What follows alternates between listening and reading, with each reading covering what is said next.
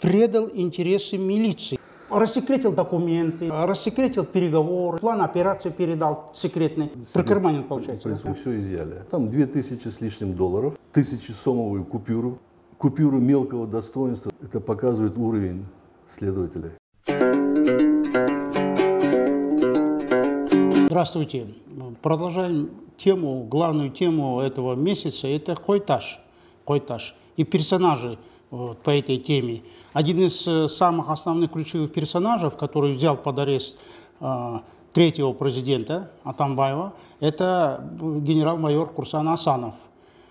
Провели МВД служебное расследование по факту его действий и передала материалы в Генпрокуратуру. Генпрокуратура возбуждает дело, и сейчас он фигурирует как свидетель по этому делу, его допрашивает, у него проводят обыски.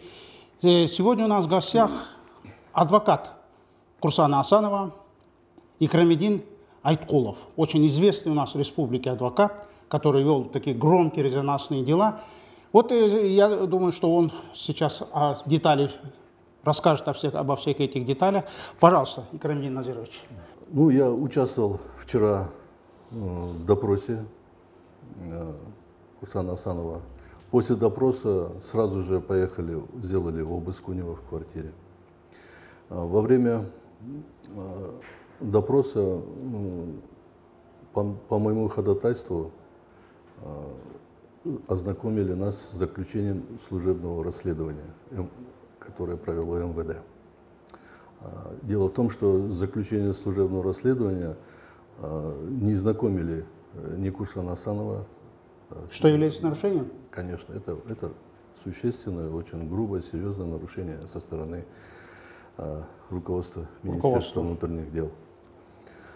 Мы так понимаем, что расследование только по указу министра, да? Там замминистра, и они не могут это делать. Конечно. Это его непосредственно начальник, да. Только сам министр. Сам министр, да. Понятно. Поэтому... И вот в этом мы прочитали текст, и там что, действительно так написано? Предал интересы милиции? Да.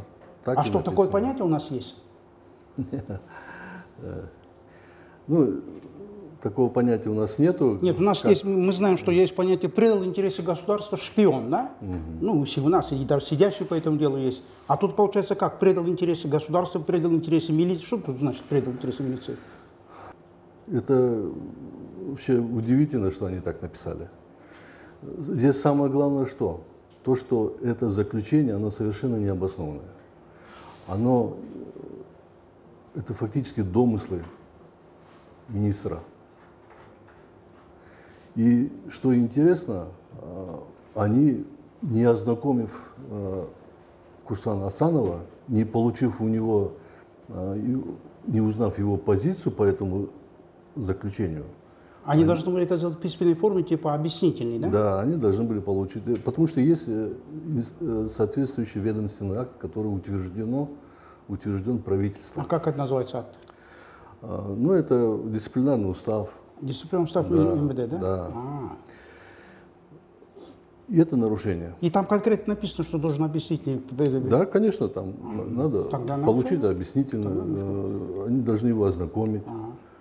Ну, это же естественно. Даже вот дело в суд направляют, когда человека обвиняет, то с материалами следствия человека знакомят, да, его позицию узнают, потом дело передают в суд и так далее. А вот насчет обыска непонятно, у свидетелей тоже, он как свидетель, он не обвиняемый пока, да?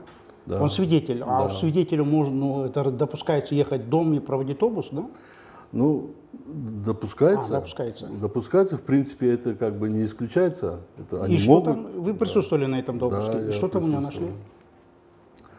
Ну, у него изъяли небольшое количество денег.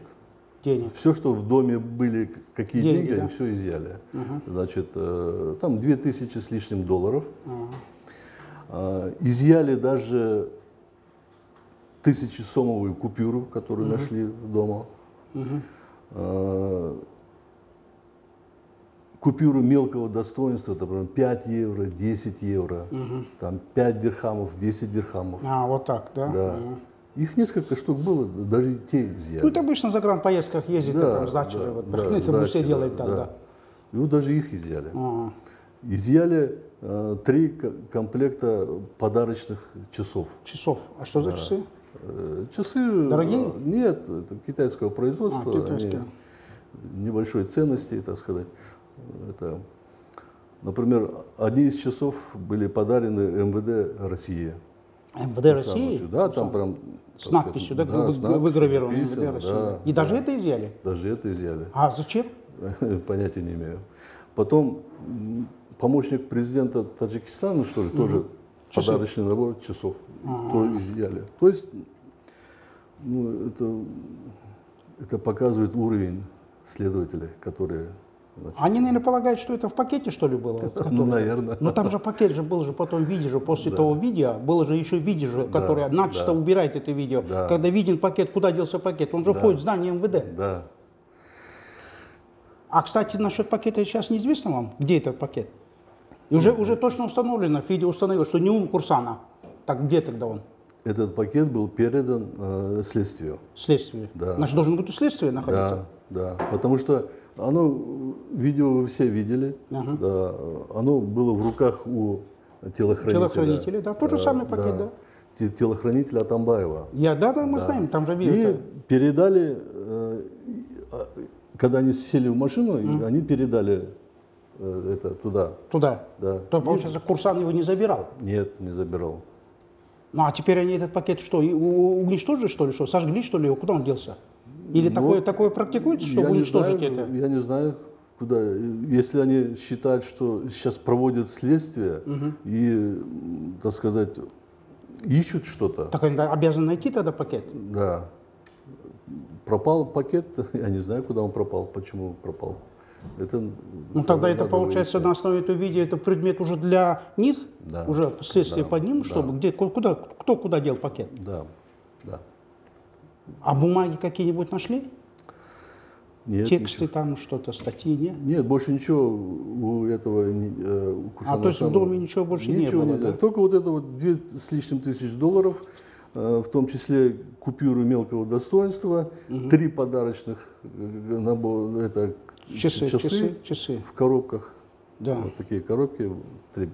Вот все. Ну это все, видимо, зафиксировано на видео, да? Да, на видео. То есть там уже что-то подбросить. Да, протоколом они изъяли. Что-то подбросить или подменить уже больше не ничего. смогут, да? Ну это хорошо. Я хочу отметить, что я давал, они у меня взяли подписку, как и у Курсана Асянова, о неразглашении данных следствия. Данных следствия. Но я посчитал нужным вот об этом сказать.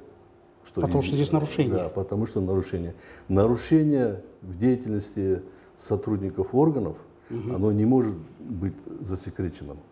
Вот нарушения, их надо говорить. То есть адвокат обязан говорить об этом? Да, я могу говорить об этом, и я должен это сказать. Это нарушение. Потому что нарушения вопиющие, да? Конечно, очевидные. Конечно, очевидные, они сами за себя говорят. Я понимаю, вот были там, изымают там миллионы изымают, да, там сотни тысяч долларов. Это же показывает. Да. А здесь 2000 с лишним долларов. И даже купюры мелкого достоинства взяли. Это просто я думаю, что если там большая сумма была, то обязательно показали бы, да, сразу. Вот, смотрите. Да. Ну, поэтому во избежание, чтобы разных разговоров, что там что-то изъяли и так далее, наверное, поэтому и взяли понятно. Во-первых, видео, во-вторых, ну и ваша тут сегодняшняя информация, это тоже... Поэтому я счел нужным это сказать.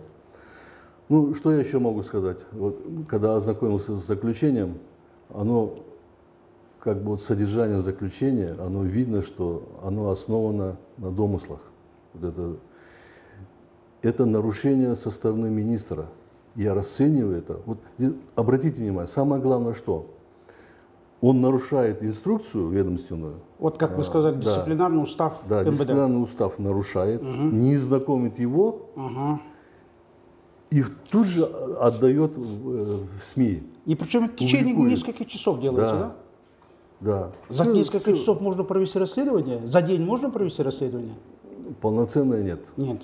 Полноценно нет, тем более здесь, так сказать, очень такие серьезные. Вот в газете «Дело» была там информация о том, что 55 единиц оружия, вот Куайташе, когда спецназ, первый там милиция, спецназ, значит, ну, назовем это, сторонники Атамбаева, митингующие, забрали эти единицы оружия. Это в газете «Дело» напечатано.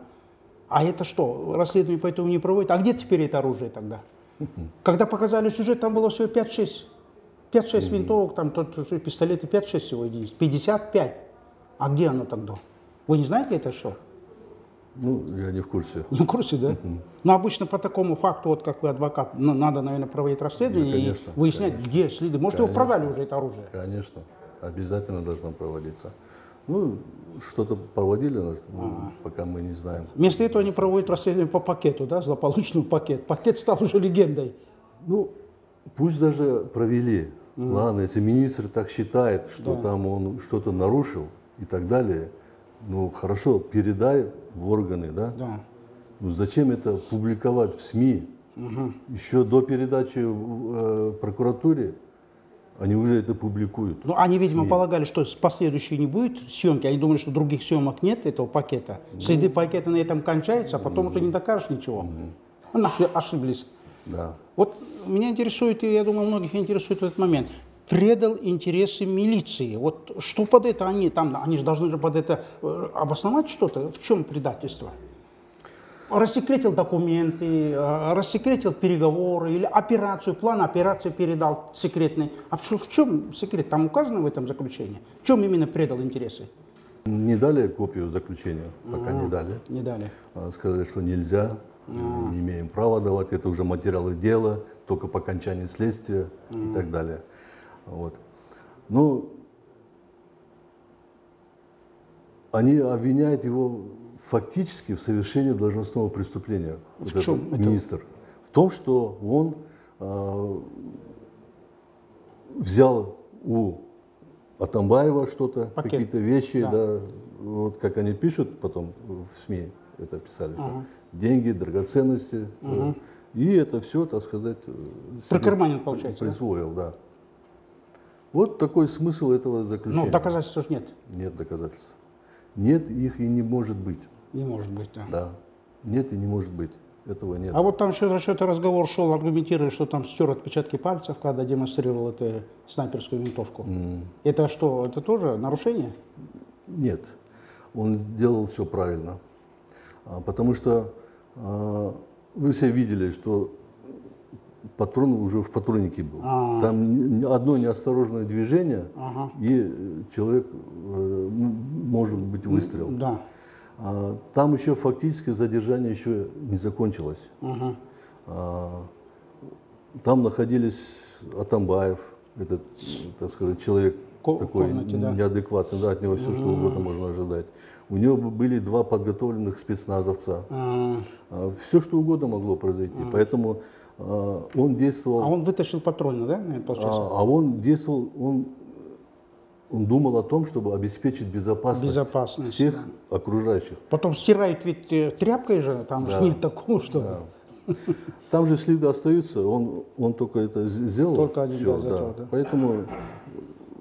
То есть это отпадает, это тоже аргумент? Нет, отпадает. А вот там еще насчет телефонных переговоров что-то было, что якобы он передавал по телефону, что ли, какие-то сообщения, или что-то информировал, сливал. Это вот Атамбаев сказал.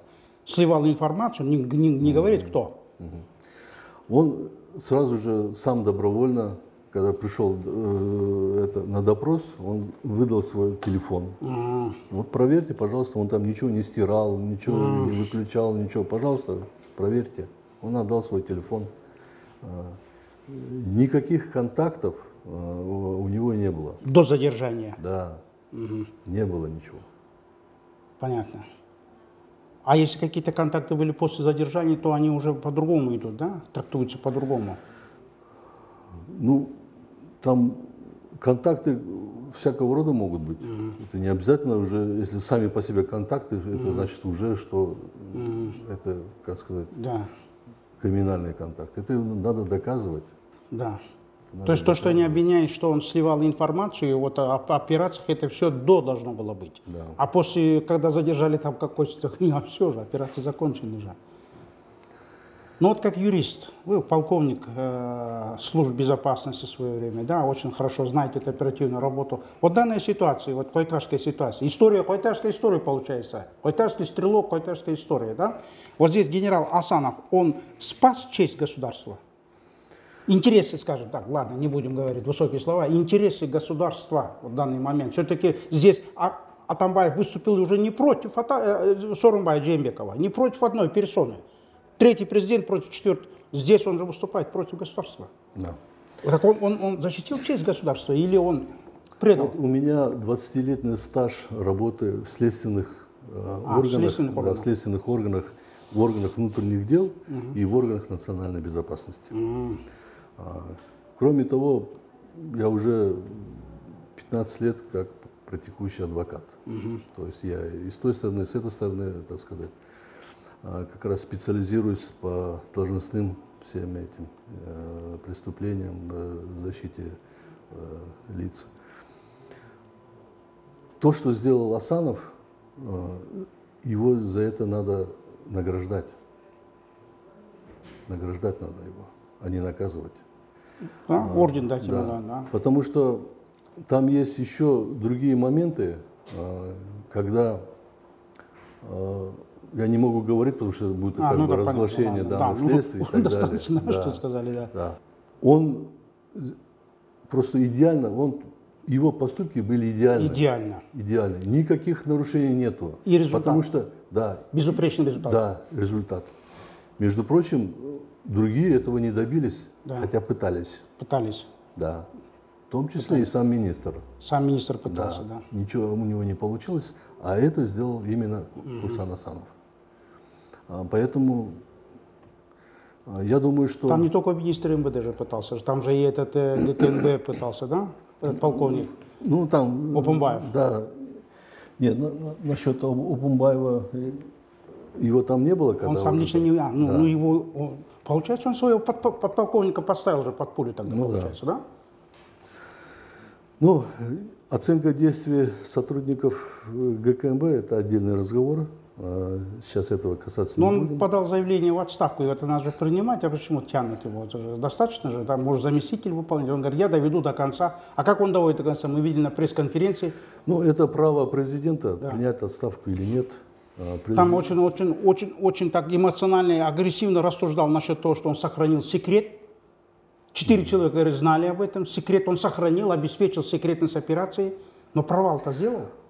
Да. Один труп и полный провал. То, что есть убитые из состава спецназа, это, конечно, большой минус. И это говорит о том, что руководители операции, так скажем, не сделали все, что нужно. Это уже сам по себе факт. Ну, понятно, это уже профессиональная несостоятельность, скажем так. А называть вещи будем своими именами. Теперь, самое главное, вот это действие министра внутренних дел. Да. Я считаю, что в данном случае он сам совершил злоупотребление служебным положением. Я именно так расцениваю его действия. Почему? Потому что он не только нарушил свои ведомственные инструкции, которые регламентируют деятельность МВД, он еще обвинил фактически человека в совершении преступления и выдал это в СМИ. В СМИ выдал? Преждевременно. Преждевременно выдал. Я считаю, что его действия были направлены только на то, чтобы очернить своего заместителя. Ну тогда это не только дисциплинарный устав же нарушение, но это уже другие статьи. Фактически человека обвиняет в совершении преступления без проверки, надлежащей проверки. Следствия еще нету и так далее. И человек обвиняет. Я думаю, что здесь... это предмет для подачи иска на него самого? Да, конечно. Мы этим этим будем заниматься, да? А тут еще один момент. Вот смотрите, вы как адвокат имеете право в таких случаях, ну, имеете право, это ваш долг, наверное, для любого адвоката. Я из практики скажу прежде, что обычно в таких случаях подают, ну, как это называется, заявление о том, чтобы вот этого человека, заинтересованного, в данном случае министр МВД заинтересованное лицо, чтобы на период следствия, который ведет прокуратура, его отстранить от должности временно. Да. Правильно я говорю? Да. Ну, мы заявление такое я уже сделал. Уже сделали? Да, я уже кому оно подается такое заявление? В СМИ я уже такое заявление сделал. Значит, мы подаем заявление на имя президента страны и на имя премьер-министра для того, чтобы они отстранили Джумишалиева от занимаемой должности. А премьер имеет такое полномочие на министра? Ну, он же министр, член министра. Член правительства. Да. Понятно. Поэтому премьер-министр имеет прямое отношение. Да. И президент, как человек, который указом назначает. Да, премьер-министр как бы подает, ставит вопрос перед президентом, и президент... То есть правильно сделали тогда? Что? Да, да. Это для чего, я думаю? Для того, чтобы, во-первых, расследовали его действия, почему он нарушил, так сказать, ведомственные инструкции, которые регламентируют деятельность МВД, почему он нарушил, почему он раньше времени, преждевременно подал это в СМИ, тем самым он, так сказать, не только вот права и интересы самого Курсана Асанова, да, он, так сказать, затронул, нанес вред, он причинил вред авторитету милиции, органов внутренних дел. Он об этом не подумал. Получается, тогда нанес урон интересам милиции сам министр? Да, да, да. Я думаю, что это дело закончится тем, что я надеюсь, что прокуратура объективно проведет следствие. Проведет. Да. И дело будет в отношении прекращено. Прекращено? Да. И будет рассматривать вопрос именно самого министра. Иски на министра. Да. Мы параллельно подаем, значит, обращаемся в суд, чтобы признать незаконным вот это заключение служебного расследования. Юридический момент, да? Обращение в суд признать незаконным. Да. Это помимо того, что мы обратились... То есть суд имеет право рассматривать вот эти все, да? Да, конечно. Да. Потому что человеку освободили он же может это свести на нет все действия и Генпрокуратуры, и... В том числе, да. Да, в том числе и МВД, понятно. Да? Интересно получается. Поэтому мы со всех сторон действуем. Все имеющиеся возможности для защиты интересов Курсана Асанова мы используем. Я надеюсь, что все будет хорошо. Ну что, благодарим вас. Вам успехов в этом деле, праведном деле, в деле по установлению истины. Чындык жеңиш керек. Правда должна победить. Да. Спасибо вам. Да.